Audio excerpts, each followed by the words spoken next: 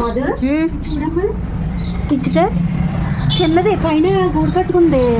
పైనుంచి పడిపోయింది. అక్కడ పిల్లల్ని పెడితే అక్కడ డాడీ ఇప్పుడు ఇందులో పెట్టారనమాట.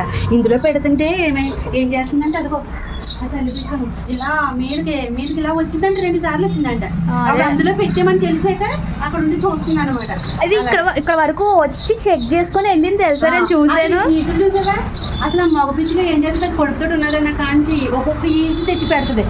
ఆ గూడి కింద కడుతుంది. అక్కడ ఇంకా ఉన్నాయి, కదులుతున్నాయి. అయ్యో ఉన్నాయి మరి. మాది ఇంకో విషయం చెప్తా. మనం ఇల్లు కట్టుకున్న కొత్తలోను ఈ పక్క ప్లేస్ ఖాళీ అనమాట.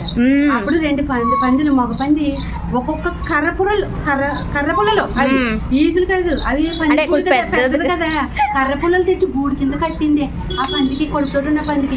అప్పుడు బిడ్డలు కన్నది 5-6 పంది పిల్లలు పెట్టింది. అది కొంచెం తవ్వి బాగా డీప్ గా తవ్వి లోతు గుంట కింద తీసి కట్టింది. ఎంత ఆశ్చర్యం వేసిందంటే ఫస్ట్ టైం అలా చూడడం. 4-5 పిల్లలు పెట్టినట్టు ఉంది కదా. 5 పంది పెట్టింది.